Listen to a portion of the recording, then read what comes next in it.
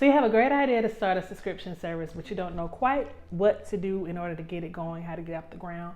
I did it for a couple of years, and I want to share my experience with you. Stay tuned.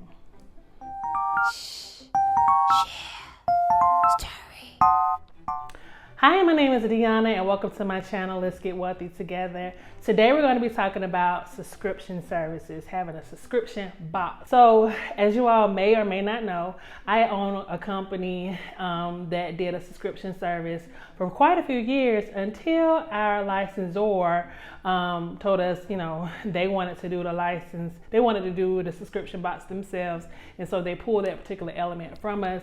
But it was okay because we were able to just sell items outside of a subscription. But today I want to show you and tell you the things that we did in order to be successful. We made 6 figures each year that we had the subscription box. We did well profit-wise too. And so I just want to give you a few tips in case you're thinking about doing the same thing and you're not really all that confident and don't know what to do. So first of all, thank you for joining my channel today. Please take this moment to like and subscribe. I really would appreciate your support. Every like, every subscription matters as I grow in this channel. I have so many things that I want to share with you guys, and just liking and subscribing will make that possible, okay? All right, so let's get started. So you want to have a subscription box. It's something that you want to do. You want to be able to provide items to people on a regular basis without them having to come up and pay. That's great, because one benefit of having a subscription box is its residual income. A lot of times people will run out of the product, or to be, they'll want something else in the next month, 3 months, or quarter, however you want to do it. And instead of them having to go and remember to order it, or you having to send them an email or anything for them to remember, hey, remember me, you have this process already going. You wake up to money. It's residual income in one of its best forms if it's done correctly. Number one thing you have to do is to create a niche. Make sure that you have a niche that you're pitching your product idea to.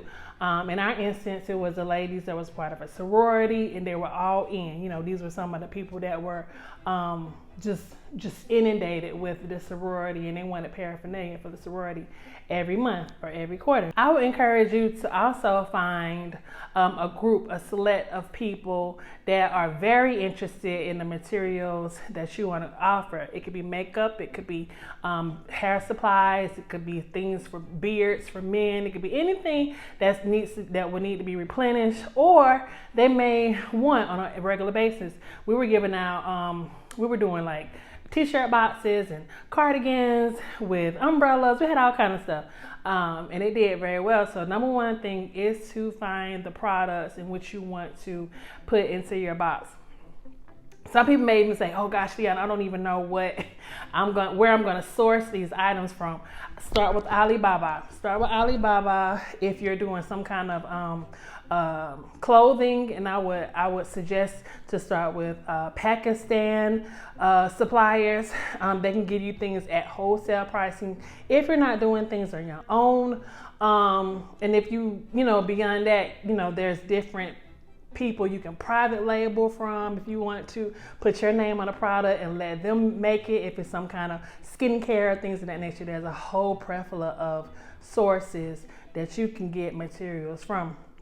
And if there's something in particular you want me to talk about, leave a comment in this video and I'll touch on it if it's a particular type of product that you want to know how to source. So start with the niche. That's the number one thing. And once you have your niche going, you're going to want to have to either have a graphic artist or go on Canva and create your own artwork, or you can always hire someone on Fiverr.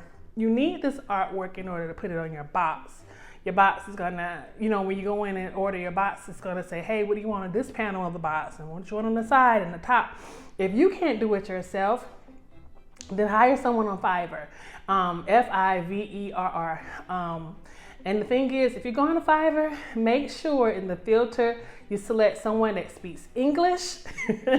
I prefer people that live in the United States, but they don't always have to live in the United States, but it's just easier. You don't have to explain every single thing when it comes to that. Or if you have a friend that knows how to do graphic design, what you're going to need is the dimensions of the actual box that you're going to use. And so you may say, hey, Deanna, where do I get the boxes from? Google it. Google custom boxes. There are hundreds of companies these days that will design, that you can send your design to, and they'll print it. Make sure that you get a sample box before you make a huge order. Get a sample box. Make sure it's big enough to put all your things in. Make sure it's what you want. The quality of the box. You can get a box that can be shipped itself, or you can get a box that can go into a shipping bag or a shipping box. Just depends on what you want to do. But make sure you know the dimensions of that box before you actually go in and do your graphics, so you know how to design it. Try to stick with whatever color scheme you want to go with and stay in that realm. Make everything branded. So with having a subscription box, you're gonna have to have some sort of website. People need to be able to go to your website in order to place their order. And so in that, you may have it set up to where they can say, hey, I want a sweater, this is that. You can let them choose their items, or you can let it be something that they order on a regular basis. Say it's like soaps and lotions, and you can say, hey, you can get these soaps and lotions on a regular basis if you select the subscription on my website. The thing is, you're going to always want to give a discount for people that select a subscription, just because they're saving you a lot of time and a lot of money, and so you want to knock off like maybe 15% off that original price that you would charge for a regular order. A one-time purchase would be X, and a subscription purchase would be 15% off. So in doing that, it entices them to want to get the subscription, and then take into consideration how often would this person need this. Say you're doing like skincare. Typically you have to replace skincare like every 3 months. So do your cadence every 3 months. It wouldn't make sense to do it monthly, because they'll get too much product at one time and they'll cancel. Also, you can do monthly if it's clothing or something. Like you want to get a new sweater, or a new shirt, or a new purse, or whatever, a box full of jewelry, shaving cream for men, whatever it is. You can do that monthly. Sometimes you can even offer options. You want this monthly, or do you want this quarterly? However they want to get it, let them be able to choose. So a way that they can choose it on the website, if you have like a Shopify site, Shopify has a ton of different apps that you can add into the Shopify store. Just go, when you're in Shopify, go on the left-hand side and select apps. And then to go to all the apps, you can put in there subscription. One that I am familiar with is, it's called Paywhirl. Paywhirl, Paywhirl is one that I'm familiar with, and they do fairly well with helping customers to choose what type of subscription they want to get. And what they'll do is they'll just charge that customer, and you just get the payment on the back end. You can also set your payments schedule up in PayPal. Like PayPal has a whole option now where you design your PayPal button, and they'll give you the code to put into your website. It may be a little complicated. You may want to stick with Shopify if you don't know how to do that. Or if you have someone to build your website for you, certainly they can take that option and let PayPal take care of the payment. What you don't want to do is do it manually. You don't want to be the person to say, hey, you want a subscription, and then you're doing everything manually. First of all, you do not want to be held responsible for anybody's credit card information. If anything were to happen, you're going to be held accountable for that. So make sure that you have some kind of system, some kind of backing. Shopify has a whole setup to handle credit card payments. So does PayPal. If you were to go with Wix, if you were to go with any of the other website platforms, typically they have a partner built in order to securely accept payment. You don't want to do that on your own. You don't want to be responsible to having to remember, oh, it's the third month, I'm supposed to send Sarah or something. Because as you grow, it's going to get out of control. And plus, you don't want to be housing in your personal computer, in your personal records, anybody else's credit card information.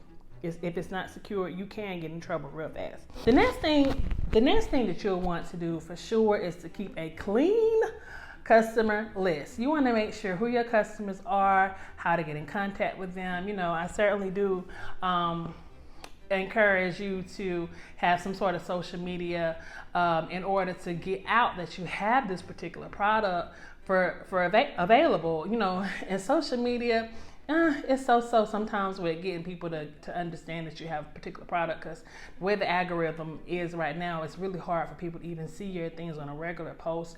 You have to pay to have posts boosted on Facebook and on Instagram for people to see it. TikTok kind of as well, just depends on if people are interested. But that's what I'm saying, make sure you get something that's a niche, something that somebody sees that is like, oh God, I love that. And you can put that criteria in Facebook and Instagram to say, hey, I want to go out to I want to be able to reach out to people that are into skincare, that are into this particular sorority, that are into shaving creams for men, that are into, you put those parameters in there, and then those people would just happen to see your ads. At the same time, I highly recommend you becoming a part of a private Facebook group that allows you to go ahead and say, hey, I got this particular product for sale if you guys are interested, because a lot of times they'll swarm to that. Now, a lot of groups nowadays have a lot of parameters and rules that they don't want you in there soliciting. Make sure you're in a Facebook private group that will allow for that. Then I want you to be sure to pre-schedule your contents in your subscription box or whatever. And you know what? You don't even have to have a box to give somebody a subscription. You just get them a subscription. Just send their stuff out to them on a regular basis. But if it is a box that you want, make sure that if it's something like a surprise items, like, we're just going to send you stuff, you're not going to really know what it is. Make sure you know months ahead of time. I'm talking like 3-4 months ahead of time what you have pre-planned for these particular boxes, so that you won't be a month out and you're scrambling and you pull together crap and you lose customers and people are mad at you and stuff. Make sure that everything is streamlined and planned properly, and make sure you have some really good customer service. That pretty much is it as far as how to get started with the subscription service or subscription box, as far as the design is concerned, as far as to how to manage it, what tools to use in order to get you going. Make sure that the things that you have are pretty strong. One of the best experiences for a customer is the experience of opening something that they've ordered. Have you ever ordered like an iWatch or something from a company that took a lot of pride in the packaging of the actual company, in the packaging of the actual product? Just opening it sometimes can be an experience. So make sure you get top quality materials, whether it's some kind of tissue paper or some kind of twine that you want to include, or a special way that you package the box to make them open, when they open it, and they just get an extra experience. All these things matter when it comes down to the loyalty of the customer. So hopefully these tips will help you to get started on your subscription service. If you have any additional questions or anything you want me to touch on, please feel free to leave a comment. Please like and subscribe to my channel. And y'all, let's get wealthy together. Let's do this. Okay, I'll talk to you soon. Bye-bye.